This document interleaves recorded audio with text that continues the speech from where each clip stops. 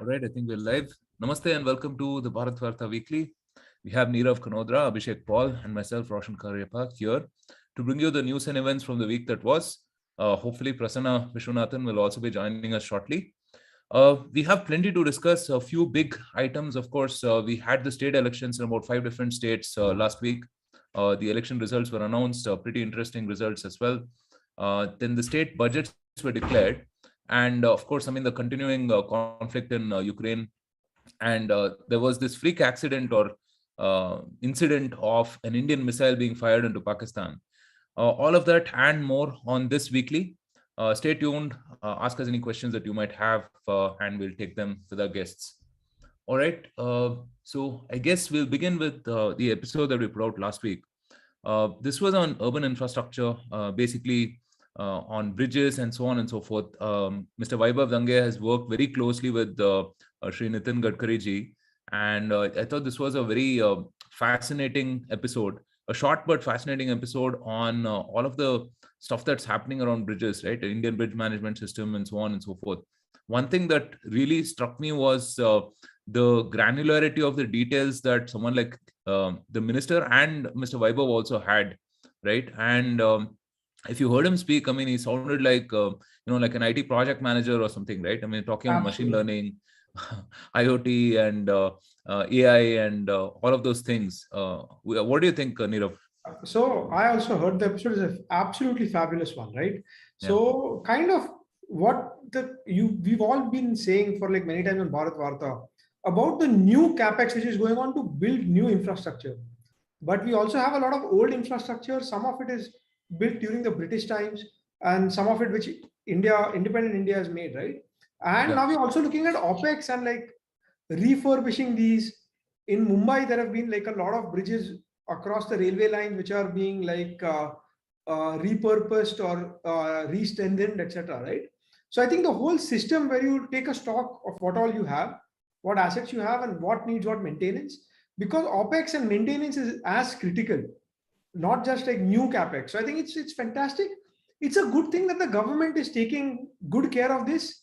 And one thing popped out to me: in India, the logistics cost is 18% of goods, whereas globally it is 10%. So just by having a little bit better infra, right, this reduces inflation, increases effectiveness of like government spending and anyone spending, right?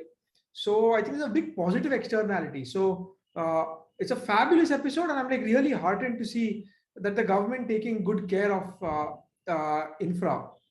Yeah, for sure, for sure. So do check it out if you haven't already. So I guess we'll begin with the big news from last week. The state elections have concluded with BJP sweeping most states and Aam Aadmi Party winning in Punjab. In Goa, BJP emerged as the single largest force, winning by 20 seats in the 40-member assembly. Currently, Goa Chief Minister Pramod Sawant is acting as a caretaker minister until the new government is formed.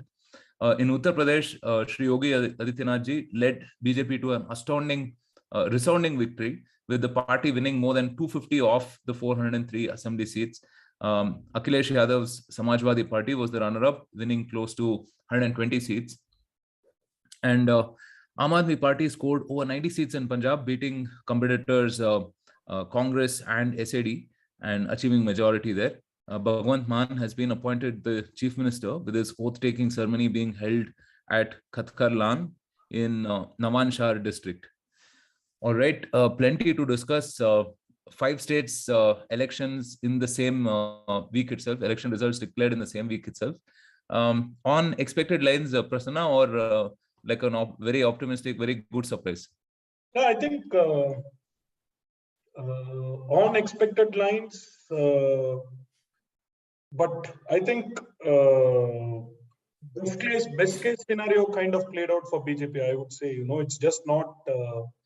UP was, according to me, foregone conclusion, but the scale of victory was always a bit of a question mark. See, this is not an ordinary election, right? Like we had this election happened in the backdrop of an economic distress due to a global pandemic, right? And UP, which is also a state that is a major supplier of migrant labor across the country and all that. So obviously, there was an underlying unemployment theme and global pandemic, and of course there was an opposition which kind of, by default, not with any effort or any vision that they put to the people, but it kind of becomes such a bipolar race that the opposition became a magnet of all the anti-BJP forces there, right? Akhilesh was an absentee politician. I mean, let's not go by the Lutyens narrative, right? I mean, basically, he was not even existing on the ground 3 months back, right? In contrast to, let's say, the chief minister of the state, who was kind of, an hands-on administrator, so as to speak. And Akhilesh benefited from the extent of polarization, but stunning victory nevertheless, right? Like, what people forget is that in the 2019 Lok Sabha election, right, BJP was up against the formidable SP-BSP RLD coalition. And it still polled 51% votes, but it actually gained leads only in 284 assembly segments, actually. So you're basically looking at a 44 to 45% vote share in this election, but with probably 10 seats less. Okay, so like even compared to the 2019 election, BJP has held its ground in UP. If you really look at the criticism, right, like say the pandemic, see, I mean, UP has a lot of work to do in health infrastructure. I think significant work happened in the last 5 years. Of course, for it to reach the kind of, the healthcare setup that is state prevalent in a state like Karnataka or Tamil Nadu, it is at least a decade away. Let's not be, we can't, undermine that particular thing. But a lot of work did happen. But except for that brief period in the brutal second wave, in the last week of April and in the first week of May, where administration in UP did lose control over the COVID situation, which is true of so many other states. Even, the states with well-developed infrastructure, you take Delhi, right?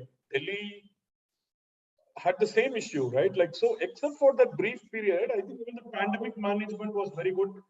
It does help UP that the population is very young, right? Listen, some people are just not able to reconcile that how UP managed to kind of, fight this COVID with not as much extensive damage that several other states, arguably with better infrastructure, managed. That was basically because you look at the demographic composition of UP, 40%, 50% people are like probably less than 25 years, right? And even globally, this demographic may have, I mean, there was minimal impact, right, in terms of adverse health outcomes, actually. So all these nuances, and then they just went by this very, I mean, I would say that that's a very vulture exploitation of a tragedy, that so-called corpses in Ganga. And Yeah.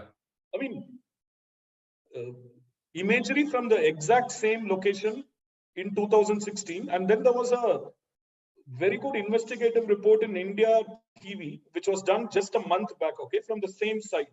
The exact same imagery is there. So it's basically a traditional practice, which is now, I think, I believe that because of the fact that the government systems have improved and they insist on registration of bereavements, it's kind of a declining practice, but it is a traditional practice. But the way in which it was exploited, and a kind of a narrative, which is I mean, it just talks about the sickness to which people can descend to use that kind of an imagery, half completely grounded in lies and propaganda being propagated, and what, this kind of imagery led them to live in a certain kind of echo chamber, okay, which is so oblivious to the reality, and you saw how the results unfolded, right, actually. And of course, the welfare delivery with the Modi Yogi stamp, everybody who went to the ground report, even the most the staunch critique of the government, would have to acknowledge the scale of the welfare delivery, phenomenal.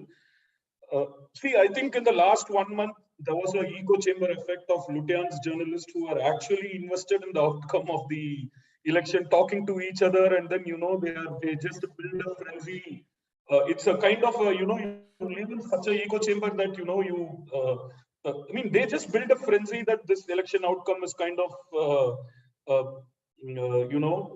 there's a anti-incumbency which is good enough to unseat Akhilesh, and I was just shocked by I mean, one is of course the Lutyens English media which we consume because of our class bias, but something very interesting happened, Roshan, that I need to tell. There was an explosion of content in Hindi digital. Of course, I don't understand the language that well enough to know the nuance, but I can kind of get the sense of drift and what they essentially discuss. I mean, if you think that English media played a role in fueling the narrative, it was like 200x in Hindi. There was so many Hindi channels, localized content. Okay, I mean, I was very amazed at how the digital content creation and amplification process, has touched the remotest part of rural hinterland of UP, right? So many channels. And I don't know the funding mechanism.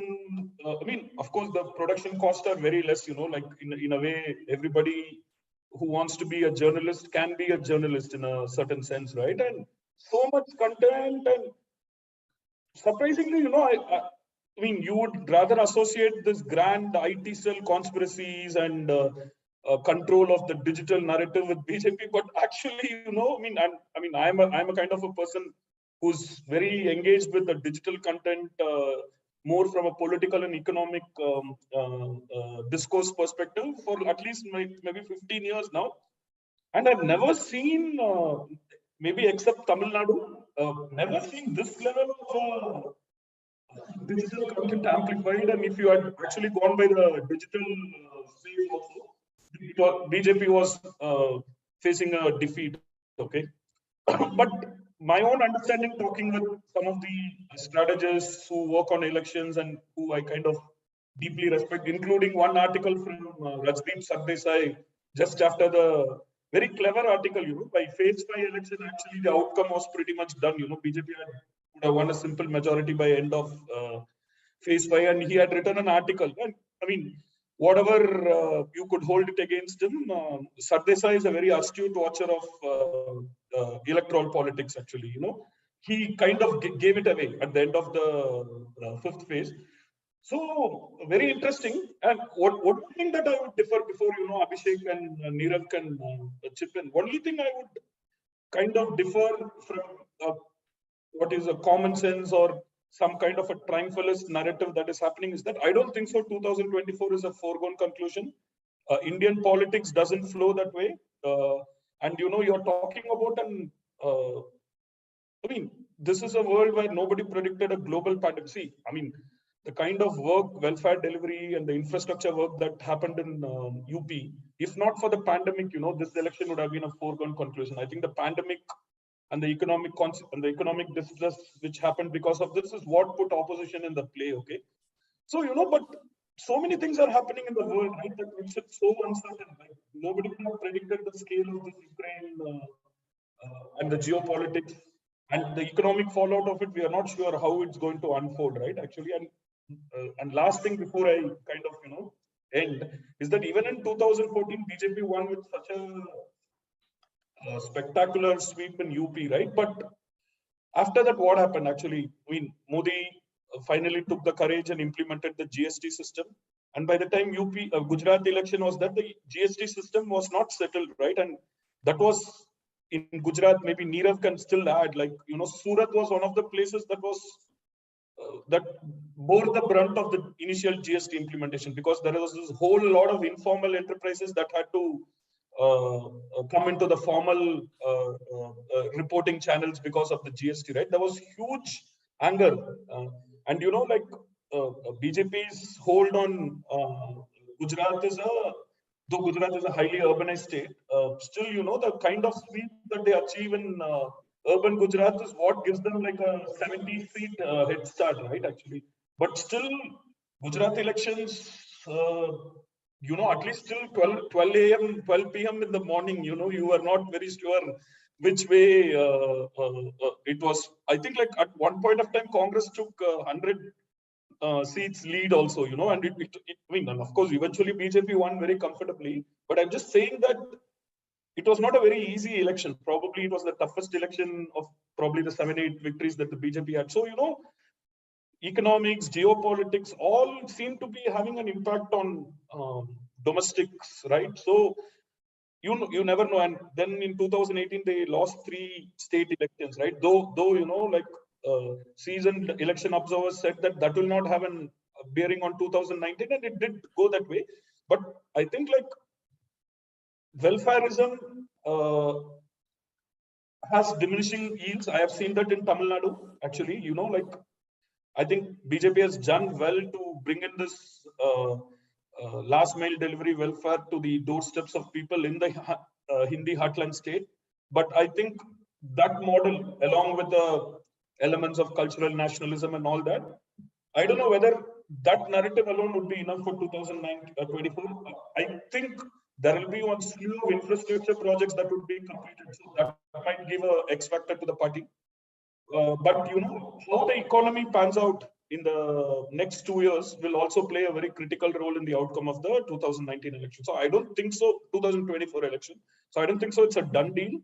Of course, I mean, I don't want to be a party. I mean, I don't want to kind of, this is a great movement in the electoral history of BJP. I think they are completely entitled to celebrate. But I think it needs to be tempered with the fact that, politics rolls very differently these days, and you have to be wary of all this, actually. That's what I had to say on the UP. Yeah, no, I mean, externalities are something that we cannot definitely predict. As you mentioned, nobody predicted the pandemic, nobody predicted a bunch of these other things, right? But I'm reading this book called A Nation to Protect by Priyam Modi, right? And where she talks about how India handled COVID. And when I look back at it, right, I mean, but for that part in that second wave, right, where briefly it seemed like, we weren't under control. I mean, it's just remarkable. It's really, really remarkable, right? I mean, and UP as well, of course, law and order, of course, infrastructure and everything, but also the targeted welfare, right, has definitely played a part, right? I mean, that is something I think that people definitely respected. Right. So Nirav, Abhishek, any comments on the UP elections, or we can move on to the rest? So very quickly, I want to point out a few things, right? So one is, you saw all these elections, it is either you're for BJP or against. So for example, if you felt that basically there's no place for a third or a fourth party. So the era of real coalition politics, even at the state level, probably is behind us. So you, for example, in UP, SP got the predominant non-BJP vote, right? In Manipur, another trend is that you've got the NPP, which was a BJP ally, but now maybe they're parting ways, maybe something like BJP JDU earlier. So that is one force which is coming up in the Northeast. BJP has done a lot of good work on the border roads and, as you mentioned, on the bridges, right? Helps reduce the logistics cost, and it's done a lot of that kind of work, infra work in Northeast. So there the win was kind of expected. And in Punjab as well, what you saw is you saw Congress losing, and then BJP was very unpopular due to the farm laws in that particular state, right? So then Aam Aadmi Party has taken it and it's kind of swept through the state. So that is another key point. And finally, I would like to say is that the big loser across in these elections has been the Congress party. So it's kind of not in contention. They had a chief minister in Punjab and they've lost it. In UP, they only managed 2 seats out of 400, right? In Goa, though they are the second biggest party, after 2 terms, people expected anti-incumbency and them to return, right? But they just managed 12 seats. What this does as a second order effect is, in the Rajya Sabha, the seats that you get are allocated on the basis of the proportion of seats you have in the states. And Rajya Sabha seats are nominated. Usually, parties try to give their loyalists or friends or senior political leaders who cannot win the Lok Sabha, they are given the Rajya Sabha route, right? So there are a lot of old-time Congress members who have been loyal to the party, loyal to the family, and they were getting these comfortable Rajya Sabha seats, and perks, they will have less of these to hand out. So that is a question for the Congress party, that is it a viable national alternative or no? So you've seen rise NPP in Manipur, and it is a party which is present, like it's in Manipur, it's in Meghalaya, it's in Arunachal Pradesh. So all the Northeast, you might be seeing a new front kind of emerge from there, focusing more on Northeastern local domestic, like local issues over there, right? So that is, you can look at it as a positive thing or whichever way you want to look at it. But this another one is Aam Aadmi Party probably a leader of the opposition eventually, or who has like more number of CMs? So that's what. So it's kind of like, while as Prasanna said, week is a long time in politics. You don't know what happens 2 years later, right? But these are trends to watch out for, and how do they play out over the next few years? Right. Abhishek, what do you think about the man of the match in Punjab, Navjot Singh Sidhu? Yeah, I mean, he was more like what Star used to have of Mujrim of the match kind of a thing, right? He kind of spoiled his own career. He spoiled the prospects of the Congress government and the election. And I think, I mean, looking at AAP's victory, it's quite remarkable, right? To get 42% vote share for a new party, relatively new party. I think, like, whatever the reasons, one has to give credit, right? And I mean, Aam Aadmi Party does have the habit that when it wins spectacularly. And this is an incredible result, right? 90 plus seats in 117 seats. Every senior leader of the state defeated, right? Whether you look at Congress or Akali Dal or Amrinder Singh. So it's a sort of massive wave. And look, I mean, I think Punjab right now has a lot of issues to tackle, from drugs, to unemployment. Uh, it faces a sort of quite a challenging future right now, right? It's sort of steadily slipping down all sorts of ranking tables, right? If you look at their economic position. I mean, if those who do not closely follow probably don't realize or still have a sort of a very rose-tinted picture of Punjab from the image of, let's say, the 70s, 80s and all, right? When it was a more of a powerhouse in the economy. But right now it is absolutely not. And I think the public there has been pretty disappointed with the sort of corruption and things like that from both Akali Dal and Congress, right? And so it's a new chance for the app to do something good. I don't know much about the actual characters involved right there, so I can't really predict whether they will do well or they'll just be one more party who is just like the others. But yeah, I think on the national narrative, a lot of talk about Arvind Kejriwal now, sort of trying to flex his muscles as a big player in the opposition space. I think something similar was being tried by TMC when they entered Goa of all places, right? They didn't do much, but I mean, AAP has actually won 2 seats in Goa, which is not, which I did find a little surprising. And AAP is also, I think, gearing up for a big push in Gujarat, especially in, I think, the urban locations. It's probably going to be good news for the BJP in the short run, because probably AAP will pull away some votes from the Congress, right? And so electorally, probably for the next cycle, AAP will be a spoiler for the Congress. But I think their long-term ambitions are, like, they are certainly a more ambitious and vigorous party than the Congress today. I mean, that cannot be denied. What Congress is up to, I really don't know. There was some comedy yesterday about alleged resignations coming and then being denied. So all that typical drama with the Congress and the media will continue. I am not sure if they are ready for a turnaround as yet. I think it's almost like they are the type of party who's waiting for getting elected back by accident, right? Like probably the BJP will do some blunder or some external events will happen just at the right time, and the incumbents will lose. But they don't seem to be having any energy or ideas out there to sort of, and whatever ideas they have are sort of pretty dire ideas, right? In terms of all the talk about federalism and all that. Like so, yeah, I think Prasanna is pretty right. 2024 is a long time away. I think the more BJP wins, the more expectations people will also have from them, right? So the first stage of, let's say, welfareism and targeted delivery. I mean, obviously, people see a huge difference in the delivery, right?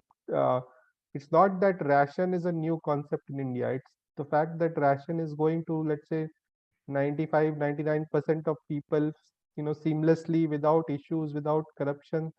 That is the difference, right? So the next stage would be, people will expect better jobs, more jobs, things like that, right? And so with success comes more expectation, and that is probably something the BJP and obviously how their economic performance goes on these fronts, that will matter more probably from the 2024 and future cycles. Right? Right. Actually, just adding one thing, uh, for all the Western commentators who talk about like death of democracy in India and democracy sliding, how India democracy index is like lower. You have AAP, which is a 10-year-old party, which has done spectacularly well. And in the Northeast, as I mentioned, you have NPP. In Goa also, you had like a couple of new parties, Revolutionary Goans and uh, RFG. So uh, all of this, right, shows that democracy is pretty vibrant. Doesn't, if you have a message, if you have something to offer Itself. Yeah. So, do you So, see AAP emerging as a national force? I mean, given that they are in Goa, in Punjab, in Gujarat, and so on, yeah, and of course Delhi. One of my colleagues who follows Punjab very closely, and he used this term called disgust vote. Okay, so Punjab is essentially not a vote of hope or something like that. It's just that the electorate in Punjab, right, are simply disgusted with, like, this is what, like 1996 onwards, either you had Badal family stranglehold on the state, or then you had a Amrinder Singh rule, right? Like, in fact, Badal's managed to win twice. I think like 2006 and 2011, and AAP was within striking distance of winning the last elections also in UP. Of course, not with this kind of landslide that they won, but I think the mistake that they made last time was this overt mobilization of Khalistani diaspora, which got very closely identified with their campaign last time. It was very overt and pretty noticeable, which kind of led to a recalibration, or let's say reconfiguration of the voting patterns in the last 10 days. So there was a huge swing of the Hindu voters, that especially in the urban pockets, towards Congress. I mean, I don't know whether it is a kind of BJP, RSS having that level of enormous influence to convince voters to move towards that, but voters themselves would have realized the nature of the AAP campaign, and then they shifted. I think that's why a lot of exit polls kind of hinted at an AAP victory, but it turned out to be very different. But they did win considerable vote share, and of course, it did convert to seat share actually. So AAP has been at it in Punjab, right? So this is like what their fourth election cycle as a serious player. I mean, 2014 is when you have to give them credit, where they emerged out of nowhere and won 4 MPs, right? 2017 they were a serious player. 2019, I think, like, they didn't do well. I think that was probably I mean, even Stevens with some advantage for Congress, but it's a national election where Congress can be far more competitive. But this outcome was kind of a foregone conclusion, except for the landslide. Honestly, I don't, as Abhishek said, given the abysmal state of the economy there and the kind of structural societal problems and, you know, religious radicalism and feudal order and all that, I honestly think that other than resorting to melodrama and, you know, the typical pyrotechnics that Kejriwal does well by deflecting the attention to the center, I don't think so seriously there is nothing that he could do. One thing he will get benefited is basically, you know, at least the pollution problem in Delhi might not get reflected. As somebody cheekily tweeted, you know, he now owns the complete supply chain of the Delhi pollution, right? So, you know, in those kind of concessions he will certainly gain. And I think for the next 6 months, just because of the dismal performance of the Congress, right, as a coping mechanism, the Delhi media will prop him up, actually. At least till the Gujarat election, I think they will have some, you know, because their favorite Congress party has been completely decimated. If you remember, the new CM Channi was also getting some great press, right? And the people voted him out in both his seats. Yeah, He see, lost. unfortunately, what people don't understand about Punjab politics is that Punjab, 32% Dalit vote share, I mean Dalit population, highest in India by some distance. Like, I think UP is just 20, right? 20, 21 or something like that, you know.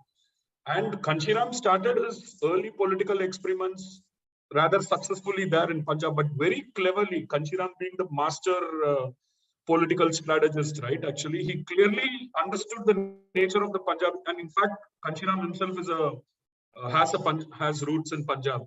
Okay, he clearly shifted his political focus to UP because I think though numerically the Dalits are strong, I think that structurally the way that society is currently organized is that they can't break out of the shackles of the dominant elite community. There is no political structure currently which will allow them to break free. So, other than the optics and what Abhishek said, where, you know, it was looked at as a radical concession. I see, and Channi, let's be very honest, he was a highly discredited politician even within the Congress. You know, he was a politician with very who faced serious corruption charges, and, you know, his own even other sleaze charges as well. You know, like, I mean, and suddenly, you know, here you have the Delhi media propping them up. I mean, and this kind of last minute optics, right, of thing, I think it's, see, in Punjab's case, I would still say that Dalit politics is not able to doesn't have an independent what do you call political structure and organization, actually, and it is not because maybe the Dalits want it that way. It is just because they don't have the either the social or the economic capital to break out of the stranglehold of the dominant elitist caste there. So I don't see that a Dalit-led politics. I mean, 32% means like if to some extent, if that kind of numbers was there in UP, right? BSP would have been an unbeatable force because BSP, unlike Samajwadi Party, has had the ability to have a cross-caste appeal, right? Actually, like when in 2007, when they won the election, they were able to attract significant upper caste and a lot of marginal OBCs also. Of course, not the way like which BJP has built a you know, a social umbrella. That's a phenomenal you know, what do you call, coalition. But that type of enduring coalitions are built over years of working with people, right? It's not a very tactical election eve kind of thing, right? This can't be replicated by many other parties. Maybe the communists could do some kind of it in West Bengal. These kind of enduring social coalitions are built by ideological forces over years of hard work, actually, right?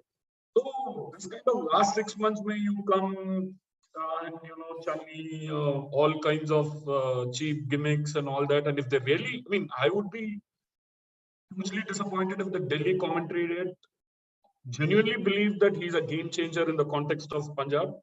But I would give this much credit to the Congress party that they realized that Captain Amrinder Singh was past his prime and he was an electoral liability. That much they read very well. They used Sidhu to you know, cut him down to size or kind of, you know, humiliate him. But I think the second card that they played after that, I think, see, if you bring like too clever by half, right? Like, I mean, you try to do too many things, and people are not giving you the honest feedback. Then I think they got too much carried away by this. And I mean, Amrinder Singh also, to be honest, just because he's now a part of the NDA alliance, that doesn't absolve him of the fact that he played a very active role in fueling the farmers' agitation. Let's not let the BJP supporters or anybody who thinks that anything to the contrary, they are deluding themselves actually. So, you know, he was a deeply unpopular CM. But, you know, I think Gandhi is clever enough, but, you know, I think there's something that, I don't know what is that streak. I don't know what you call it. I think it was always inevitable. And this time, I think AAP kind of played much more subtly. I'm sure the forces that financially back AAP are still in the background, and there is at some point of time surely a payback that is going to be there from an AAP perspective. And if Kejriwal thinks that, you know, he's going to be remote controlling Man as a puppet sitting in Delhi, and, you know, I very deeply disappointing. One of the fundamental fault lines of Delhi politics, and from the days of, I mean, even people as powerful as Indira Gandhi, and now even somebody who enjoys similar stature in the political landscape, Prime Minister Modi, they have also been have, you know, faced this, according to me, where I think this thing of ruling us from Delhi, you know, is a big theme in Punjab politics. So if Kejriwal attempts any of that, I think the consequences could be dramatic. So I don't know, like, maybe for 6 months they will have a honeymoon period, and after that, you know, I think the sheer economic, I would not call it the distress. I mean, the economy is in shambles there. There's see, there are no growth levers or anchors for that state, right? Other than as long as I mean, ultimately, if your life objective or aspiration is to escape to Canada or any of those countries and do whatever job, you know, that kind of a society, I think, I don't know, maybe I'll not be too judgmental on it. Actually, I hope, I mean, it's a very critical border state, and there is some resurgence. Let's wish him well. I mean, you know, I think it's too early to what do you call? You know, it's a glorious moment for AAP. Let's not deny them that, and let's wish them well. Watch how things unfold in Punjab, but I don't think so there is any model to offer, because there is no Delhi model. I mean, even if you assume what was Delhi model essentially, center subsidizes infrastructure, the center takes care of law and order and everything. A small city, you can't replicate that in a Punjab type of a state, right? So there is no Delhi model that can be offered to Punjab as well. So, I mean, but Kejriwal is a smart politician. You know, he could switch gears. Let's see how this unfolds. Interesting state to watch. Yeah. Couple of comments coming in on YouTube. Bhargav Raja says, did Channi's religion play any role in Congress rout in Punjab? I think conversion is an issue in Punjab as well. I think, Roshan, what we don't understand is that there is a tactical convergence between the Panth and the evangelical forces in Punjab. It's like, you know, of course, SDPC will once in a while say that we will make our efforts to ensure that people don't convert to Christianity or something. From an optics perspective, they will say that. But I think they are okay as long as the support for Khalistan in, say, in Canada, in UK, never becomes an issue. They will be okay with foreign-funded evangelical forces doing their bit in Punjab. You know, it's, I mean, and I really genuinely think that the Sikh Panth is controlled by this Sikh Jats. It represents primarily the interest of Sikh Jats, and I don't think so they have any interest in the religion beyond using it to control their stranglehold, actually. So, you know, I really don't think so. Other than, you know, maybe there will be a lot of other Sikhs who are fundamentally feeling bad about people going away from their faith and all that. But from an overall spiritual leadership perspective and political leadership perspective, and diaspora also, which is a big factor, I don't think so they are really bothered about proselytization and en masse conversion of, you know, people. And the demographic of the people who are moving out of the Sikh communities the kind of people they have not really cared about also. Let's be very honest, and I don't think so they would going to ever care about it either, actually. Right. Sumanta has a comment. Rohit predicted the results exactly as they played out. His analysis was the most accurate. Kudos to Bharatvaarta team. Yeah, Rohit is absolutely a fantastic, great insights actually. In fact, some of what I might have said, maybe a subliminal reflection of what insights that I have picked up from him also. In fact, he joined us for the spaces during the Punjab election. Yeah. Actually. So pretty interesting guy. Yeah. Okay, what about the election in Manipur, right? BJP bagged 31 seats and Congress slipped to fourth place with the Nationalist Party coming in second. Quick comments on that, Nirav, Abhishek? So I think NPP and BJP were allies, and BJP contested 38 seats, out of which they won 31, right? Out of an assembly of 60. NPP contested 22, and they've won. They are the second biggest party. So now what has happened is when the two allies together have won most of it, I think now there is friction between the two, and maybe they are going parting ways. As I said, it's similar to maybe Nitish is JDU and like BJP in Bihar. So it's interesting and it remains to be seen, right? But Nirav, I think at one point of time the election was slightly interesting because there was a possibility that if BJP didn't win majority on its own, there was a real possibility, like much like what had happened in Maharashtra. No, I think the NPP sort of split happened before the election. Before the election. No. I'm just saying that numerically speaking, there was an outside possibility of all the non-BJP forces coming to because from what I see, BJP fought all the 60 seats. All the 60. No. The breakup was the breakup with the Naga party was much before the election, maybe a month before, or I mean, in fact, they ran the government till the end, but in the run-up to the elections, they parted ways.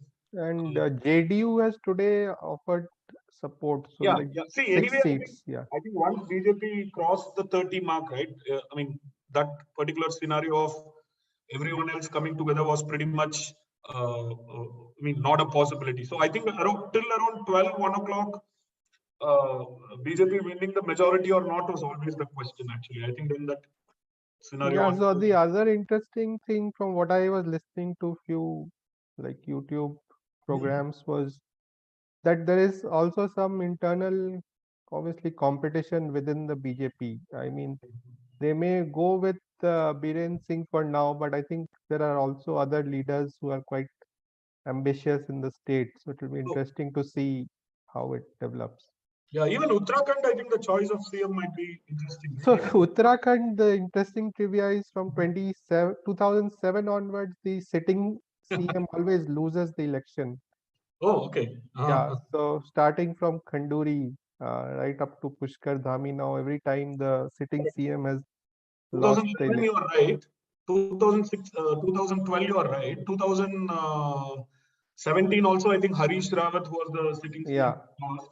Of course, Harish Rawat losing is not a bug; it's like a feature of Uttarakhand politics. And 2022, I mean, Dhami lost as well. 4 straight times the incumbent CM has lost his own seat. Correct.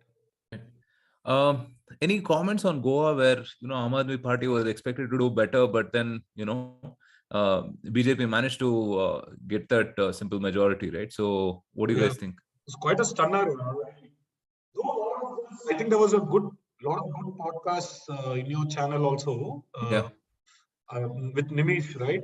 Great insights. Nimish and Rohit, he was kind of confident that, in the sense that his premise was basically BJP is now a collection of electorally strong local men. Actually, ideology is kind of diluted, in the sense, and they've put together this nice collection of 15 local strongmen who are going to win irrespective of the party in which they contest, right? And if they've kind of managed to win some of those marginal seats, and this is the third term in Goa, okay? This is third success, 2012. Then, of course, 17, you could still call it that it was not a quote-unquote a proper verdict for BJP, but 2012 and 22 are certainly clear mandates. I mean, whatever way that you see it. And so obviously, I was thinking maybe I mean, 10 years is like in a highly competitive, electorally fragmented state like Goa, and that too, a pandemic, I'm sure, would have caused huge disruption in tourism, and Yeah. there would have been huge economic fallout because of that and all that. I think it's. I was pleasantly surprised that they managed to make out a majority, and also, they had to. It was just not about election victory, right? It is about like transitioning from a certain personality centric, of course, that person was a product of an ideology and he built the party from virtually from scratch, but from there you transition to a different model. That's where I think the real strength of the political party comes, right? When you're able to win elections where you have so much going against you, right? That shows how deep your either you get your political strategizing right at one level, or you kind of I don't know. I think it's I would also yeah.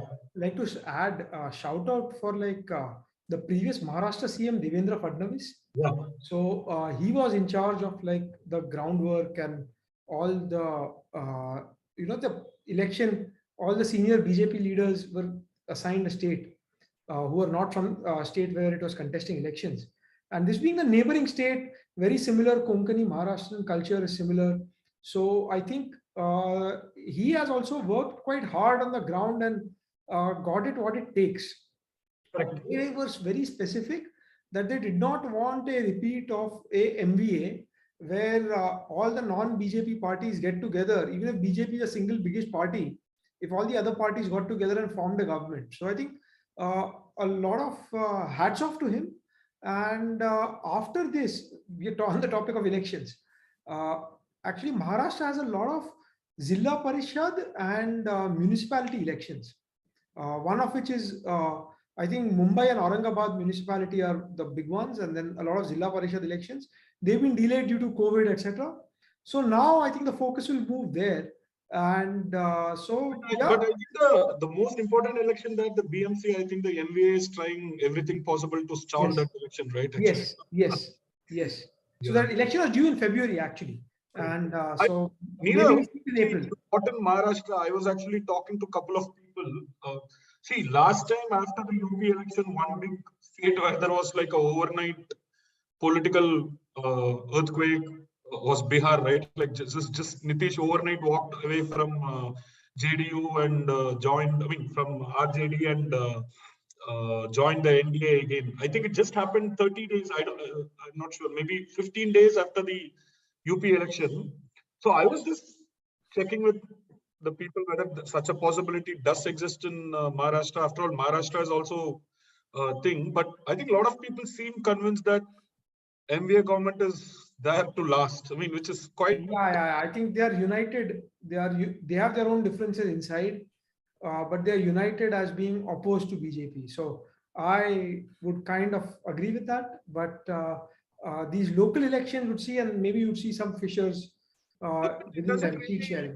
Really significantly change anything. Like maybe if BMC election goes, then I think that is trouble for Shiv Sena, right? It's because like Shiv Sena, I think like for Shiv Sena, even losing Maharashtra is something that they could always reconcile to, but BMC is like their cash cow, right? Actually, their entire political power just comes from controlling that one particular corporation. I mean, let's be honest, they don't have any footprint outside the greater Mumbai and Konkan. Some Konkan and maybe some parts of Marathwada, you could call that two urban pockets for historic reasons. So, I mean, BMC election might be the only consequential election. And, let's see how that. One interesting thing from Goa is Manohar Parrikar's son almost defeated the BJP candidate in Panji. Correct. That was, I think, I didn't think that he will run him that close. Just 600 votes, I think. Yeah, I mean, whatever, like, the kind of immorality in politics that Babush is accused of, he's hugely popular in Panjim, right? Like, I mean, unless Parrikar himself contests, I think like he's one guy who could really win any elections there. And I think his wife seemed pretty upset with this victory margin. No, actually, he has a huge patronage dispensation system running in Punjab. It's almost like a parallel governance, and he's personally connected with most voters. See, one thing is like our own urban middle class sensibility of politics versus how actually the politics, unfolds on the ground. He's very popular. In fact, not many people know, and I've also found out recently that he himself was a creation of Parikar to emasculate a local strongman. Of course, I mean, you create some people, then eventually you kind of lose control of them politically. But these kind of things keep happening. But I was pleasantly surprised that he ran. I would think maybe there's some tactical voting there to kind of uh, run him this close, right? People were predicting he'll finish 4th or 5th, so I think he did well to finish runner-up. Yeah. All right. So that's a quick analysis of all of the elections that happened, right? Of course, we will be producing a special episode with Rohit sometime later this month. Be sure to catch that episode. We'll move on to a few other items of news. Updates from the Russian invasion of Ukraine. Russian forces bombarded cities across the country on Friday and appear to be regrouping for a possible assault. Satellite images showed the Russian forces are getting closer to Kiev, with bulk of the ground forces now 25 kilometers from the center of the capital. The UN Security Council met on Friday to discuss Moscow's claim that the US was funding, to quote, military biological activities in Ukraine. The Russian ambassador claimed that this would lead to an uncontrolled spread of bioagents from Ukraine. The US, in return, has warned of the possibility of biological weapons being used by Russia, stating that, to quote, Russia has a track record of falsely accusing other countries of the very violations that Russia itself is perpetrating. Well, I mean, it seems like a bit of a stalemate at this point of time, right? So we have discussed this in fair detail, I think, over the last couple of weeks anyway, right, since the invasion started. But any quick comments, folks? Nirav? Yeah. I think we've spoken a lot about the Russia-Ukraine conflict. I think I would like to comment on the second order effects, right? I think what has happened is the West has sanctioned a lot. Now, I think, as I've mentioned, Russia and Ukraine are both losers in the war, no matter who wins. And but also the second order effects of we've seen Russia controls not just oil and gas, but a lot of supply of nickel. Commodities, right? I mean, I think the second largest. So grains. Yeah. Ukraine is a big exporter of wheat. So is Russia. Ukraine exports a lot of sunflower seeds for sunflower seed oil. So all of these things are basically going to be taken out of circulation for rest of the market, right? Rest of the world. And this kind of is given a big supply shock, and a lot of the sanctions which are done now, we don't know how people react, and this just opens up a whole Pandora's box, a lot of variance. So I think globally inflation is going to be higher. India being very far away from Russia will suffer a bit from oil prices. You saw in reaction of this, OPEC has kind of agreed to produce a bit more, so that softens the blow, but it is still there. So I think that's what it is. I am hoping that the conflict ends soon and there is some sort of a stalemate, some sort of an agreement. I don't have a horse in the race. Maybe whatever is done, I think the human tragedy is really bad, and the rest of the world is paying for it in a different way in terms of higher prices. So just hoping that this gets resolved soon. Yeah. All right, moving on. The state budgets have been announced, with the outlook being positive for the upcoming year. Karnataka Chief Minister Mr. Basuraj Bommai said GST collection has increased in 21-22 compared to the previous year. In this year's budget for Karnataka, there will be no new tax. Budget size has been increased and more infrastructure projects have been proposed. In Maharashtra, Chief Minister has mentioned that Maharashtra will be the first state to have a $1 trillion economy while presenting the state budget. The Finance Minister, Mr. Ajit Pawar, said 100 crores will be allocated for Music University to be set up at Kalina University. Well, I mean, I think the Kerala budget also is pretty interesting. So, Prasanna, quick comments on this. In Karnataka budget, I just read at the economic survey and also the budget itself. Actually, very interesting. In fact, the nominal growth projected in 21-22 At current prices, almost 18.5%. Okay, and quite remarkable. Karnataka's GSDP is, according to me, within striking distance of Tamil Nadu's GSDP, which is unthinkable probably a decade back. I think there's just like a 1.5 lakh crore difference.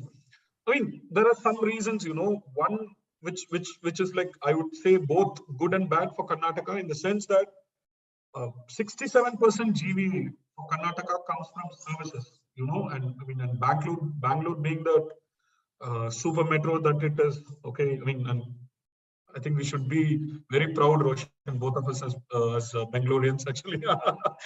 Remarkable contribution. But that kind of hides that the manufacturing industry GVA value add, right, for Karnataka is like very, I would call it actually dismal, like almost 18%. While Nirav, since he's from Gujarat, I think they have the opposite problem. I think the GVA in industry manufacturing is phenomenal. And also, I think Gujarat has one advantage, that there is also a spatial distribution much better than Karnataka. But I think their services is pretty, leaves much to be desired, actually, But Karnataka, I mean, just because of the Bangalore push, right? I think and also, like increasingly economic value add in big urban metros are largely going to come from services, right? So in that extent, as a state, the trajectory, I mean, just only going by the GSDP growth, Bangalore is going to power Karnataka's growth. But I think the spatial growth, right, it's very critical for Karnataka. So I think I think Bommai seems to be a very, I mean, I think like a low profile guy. I mean, I think he's kind of a steady hand if you really look at, right. I think he seems to be understanding some of the critical issues and showered a lot of money on Bangalore infrastructure, and I mean, of course, execution of infrastructure projects is a challenge in Bangalore, but I've not seen any other time where you have a metro construction going on, you have the suburban rail, which is going to start next month. I think like almost, every part of Bangalore, I think people think that I'm just like being such a quintessential Bangalorean and love of the city. I'm just exaggerating, but Roshan can always validate me. I don't think there is a single part of Bangalore where metro construction work is not ongoing right now, Roshan, right? Like the entire outer ring road, you go down to the city. I think even during the pandemic as well, it was always busy. Always busy, yeah. I mean, a lot of challenges. So that Bangalore centricity has to give away for some pockets of industrialization in northern side of Karnataka and also in the Hyderabad-Karnataka region. I think that's the big gap in the Karnataka economic model, according to me. And the good news is that they did try that sometime back, right, Prasanna? I mean, with all the Suvarna Soda and everything, right? But I don't think it really took off the way that I think that they're expected. Doing that cluster approach, right? The toy cluster in Kopal, and then that consumer good cluster in Hubali, Dharwad. But those kind of initiatives always pay off with defect. But I don't think so. That scale of industrialization, which probably fits. See, but if they address that, I think like with the kind of Bangalore being what it is, just not to Karnataka but to whole India, I think this is like, I mean, just look at the GST collection rate. I think like year back there was like 200 crore GST collection difference between Tamil Nadu and Karnataka for February month. I think one was 7,100 crores and another was 7,400 crores. Karnataka obviously had taken a lead last year. This time, Tamil Nadu has just moved to like 7,500 crores. Karnataka has almost touched the whopping 9,200 crores. GST is actual numbers, right? GST is actual collection, which is based on consumption activity that is happening in the states, right? So this clear indicator of how the trajectory is moving. So I hope that these kind of balances are addressed, and it's very fascinating if you compare the different. In Maharashtra, I think definitely the state which is best placed to hit 1 trillion just because of the advantage and all that. But again, concern is that some of the critical anchors of Mumbai, right? If you really look at the financial services industry, because of the tech which has come into disrupted the finance, right? It doesn't need that physical element, right? I mean, like what it has been. Almost all the unicorn fintechs are in Bangalore right now, right? And that is going to be the way in which this will evolve. So that advantage of just headquartering of those traditional financial institutions alone as an anchor, I'm not sure whether it's a source of a sustainable advantage. Let's look at the cultural advantage that they had in terms of the film city. I don't know about how serious Uttar Pradesh is about looking at that Noida film city as a critical, aspect. But if Noida has that airport, I think I visited Noida 2 years back. That was after a decade. I mean, it's like quite indistinguishable from what it was in 2000. So if that element also kind of goes away, okay, what are the other anchors for Mumbai? A lot of rich people live. That might be one thing. And yeah, Neerav, you can So yeah, no. So okay, so I'll talk. So being a Gujarati and like being raised in Bombay, so I can speak about Gujarat and non-resident Mumbaikar. Yeah, non-resident Mumbaikar. The target population. So what I would suggest, see, what as you mentioned, I think I agree on all the terms. See, key points I wanted to say for the state budgets. So one was, we also mentioned Kerala. So I think Kerala, what is there is all of the borrowing is actually going to fund revenue deficits, right? Because you're paying salaries and all those kind of things is not much on infra. 70%, apparently 70% of the state budget is allocated to salaries, pensions, and so on. Yeah, exactly. So I think that shows like the economy is a stagnant economy, right? As Prasanna mentioned, like Bangalore and Gujarat, they have opposite problems. Karnataka, very services heavy, driven by one single very strong engine, which is Bangalore, right? Gujarat is very manufacturing heavy, and while the state capital Ahmedabad is big, it has like 5 or 6 cities which are reasonably big, right? And it has like different hubs. So I think that is like a positive. Second thing is a big chunk of the state revenue comes from tax on fuel and alcohol. So Gujarat, forget alcohol, but like tax on fuel is where these guys have actually cut some of the fuel taxes because the GST collections are very strong, right? So that is there. See, Maharashtra has like a historical, so Mumbai has a lot of historical benefits of having a lot of multinational companies, a lot of PSU headquarters, as well as you mentioned, like financial services, films. A lot of it is also like construction, right? Very expensive real estate prices. A few good things which were done. They've simplified some laws for redevelopment of old buildings in all cities in Maharashtra. So, but Mumbai having the most old buildings would like kind of benefit from it.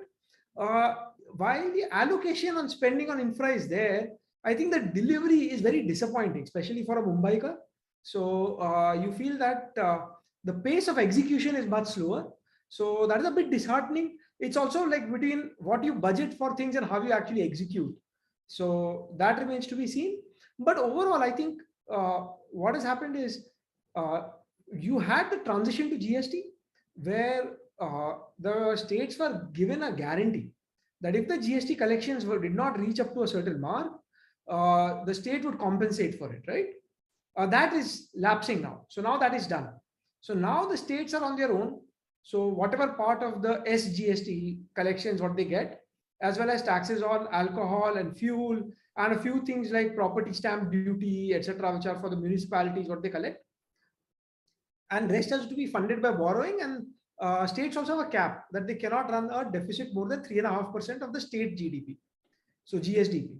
So I think it's a very now it will be interesting, and you will see the states with better fiscal health will be able to spend more on infra, and this hopefully lets them growth rise in services and manufacturing, which collects more taxes. So it is like a positive cycle if you got it right. And that's where I feel like one place, I think Kerala has unfortunately driven out a lot of industry.